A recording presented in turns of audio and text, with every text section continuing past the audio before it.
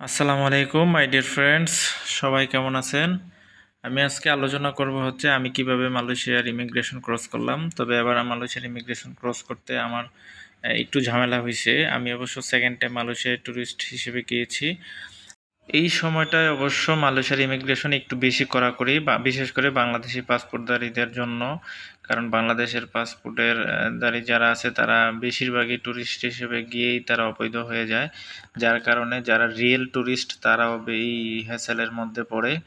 তো আজকে আমি টোটাল বিষয়টা আলোচনা করব যে আমার সাথে কি কি ঝামেলা হয়েছে। আমার সাথে বলতে ওই দিন টোটাল বাংলাদেশিদের সাথে কি কি ঝামেলা হয়েছে। প্রথমত বিষয় হচ্ছে যে ওরা আমার বাংলাদেশি পাসপোর্ট দেখে ইমিগ্রেশন থেকে ডিরেক্ট অফিসে পাঠিয়ে গেছে। ওরা আমার পাসপোর্ট টোটালি চেক করে নাই, যে আমার বিভিন্ন দেশ ঘুরে আছে, বিশেষ করে থাইল্যান্ড, ইন্দোনেশিয়া, নেপাল, তারপরে কয়েকবার ইন্ডিয়াতে গিয়েছি আমি। ওরা আমার এগুলো দেখে না, এবং আমি মালয়েশিয়াতে সেকেন্ড টাইম ঢুকতেছি, কিন্তু ওরা এগুলো না দেখেই আমাকে ডিরেক্ট অফিসে পাঠিয়ে দিয়েছে। তা আমিও কোনো কিছু চিন্তা না করে অফিসে চলে গেছি। অফিসে চলে যাওয়ার পরে ওরা যে দেখি যে অনেক সিরিয়াল, প্রায় 1.5 থেকে 200 লোকজন সিরিয়াল ছিল মালয়েশিয়ার ইমিগ্রেশন অফিসে, তাও সব বাংলাদেশি। বাংলাদেশের বাইরে কোনো তেমন বেশি কোনো লোক ছিল না। তো পরে আমার সিরিয়াল আসার পরে আমি গেছি, যাওয়ার পরে ওরা আমাকে জিজ্ঞেস করলো যে কেন আসছি।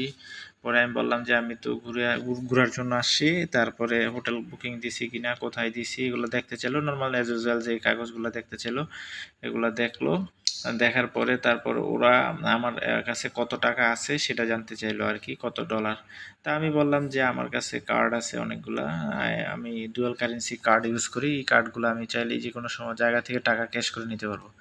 ওরা এটা বিশ্বাস করলো না খুব একটা, আমাকে বললো যে তুমি কি আমার থেকে, আমি যদি এখন এটিএম বুথে নিয়ে যাই তুমি কি টাকা উঠাইতে পারবা কিনা। তো আমি বললাম যে সমস্যা নেই, আমি টাকা এখন উঠাইতেই পারবো, এটা কোনো সমস্যা হবে না। তারপরেও আমার কাছে ছিল প্রায় $200 মতো ছিল, আর ইউরো ছিল $100, প্লাস মালয়েশিয়ার রিঙ্গিতও ছিল আমার কাছে অনেকগুলা। কারণ আমি সেকেন্ড টাইম গিয়েছি, তো আমি আগের বার আসার সময় কিছু রিঙ্গিত ছিল, ওগুলো রেখে দিয়েছিলাম। তারপরে ওরা আমার জানতে চাইলো যে এখানে কার কাছে থাকবো, কোথায় থাকবো। পরে আমি বললাম যে আমার ভাই আছে, ওর নিজস্ব গাড়ি আছে, ও আমার রিসিভ করার জন্য অলরেডি বাইরে ওয়েট করতেছে। তোমরা যদি আমাকে ছাড়ো তাহলে আমি আমার ভাইয়ের সাথে চলে যাব। তারপর ওরা আমাকে কোশ্চেন করলো যে তুমি বাংলাদেশে কি করো। আমি বললাম যে আমি মোবাইলের ব্যবসা করি। তারপর ওরা ডকুমেন্টস দেখতে চলে, আমি দেখালাম। তারপর এরপর আবার জিজ্ঞেস করলো যে তুমি নেক্সট কোথাও যাচ্ছ ঘুরতে। আমি বললাম যে আমার নেক্সট প্ল্যানিং আছে ফিলিপাইন্স অথবা চায়না, যে কোনো একটাতে যাবো আর কি ঘোরার জন্য। তারপর ওরা একটু বসে চিন্তা করলো, করে আমাকে সিল দিয়ে দিল, আমি চলে গেলাম। কিন্তু বিষয় হচ্ছে যে এখন এই মুহূর্তে মালয়েশিয়ার ইমিগ্রেশন একটু বেশি কড়াকড়ি। কারণ হচ্ছে আমি যতদূর শুনেছি, আই এম নট শিওর বিষয়টা, যে মালয়েশিয়ার ইমিগ্রেশনে এখন নাকি ইমিগ্রেশন অফিসার সহ দুর্নীতিতে ধরা পড়ছে, এগুলা নিয়ে, বা বিশেষ করে বাংলাদেশি ট্যুরিস্টদের কারণে আর কি। তো এইগুলো নিয়ে খুবই ঝামেলা চলতেছে, এবং বিশেষ করে বাংলাদেশি পাসপোর্ট দেখলেই ওরা অফিসে পাঠিয়ে দিচ্ছে। আরেকটা বিষয় হচ্ছে যে আমি শেয়ার করি নাই, এর মধ্যে যে আমি কথা বললাম বা ওয়েটিং করলাম সিরিয়ালে, এর মধ্যে দেখলাম যে অনেক লোককে বাংলাদেশে ডিপোর্ট করে দিয়েছে, ওরা বাংলাদেশে রিটার্ন পাঠিয়ে দিয়েছে, ব্যাক পাঠিয়ে দিয়েছে। সো বিষয়গুলো হচ্ছে অনেকে ছিল একটা দেশ ঘুরা বা ফার্স্ট মালয়েশিয়া গেছে এরকম অনেক লোক ছিল। এর মধ্যে অনেকে আমার সামনে প্রায় 2 সিরিয়াল গেছে আর কি। 2 সিরিয়াল বলতে প্রথম দেখছি না 8-10 জন হবে, পরের বার আবার 12-13 জন হবে। এই 2 বারে দেখলাম যে এদেরকে ডিপোর্ট করে দিয়েছে, বাংলাদেশে রিটার্ন ব্যাক পাঠিয়ে দিয়েছে আর কি। বিষয়টা খুবই দুঃখজনক।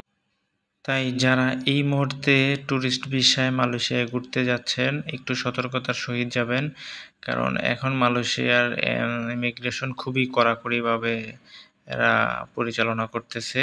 তবে একটা জিনিস মাথায় রাখবেন, আপনি যদি রিয়েল ট্যুরিস্ট হন তাহলে আপনাকে কখনোই আটকায় রাখতে পারবে না, এবং আপনি যদি কথা বলতে পারেন, আপনার যিনি যে কোনোভাবেই হোক কথা বলতে হবে, যে কোনোভাবে যদি ঠিকমতো কথা বলতে পারেন তাহলে আপনাকে কখনোই আটকায় রাখতে পারবে না, মালয়েশিয়ান ইমিগ্রেশন হোক আর এটা অন্য যে কোনো ইমিগ্রেশনই হোক না কেন।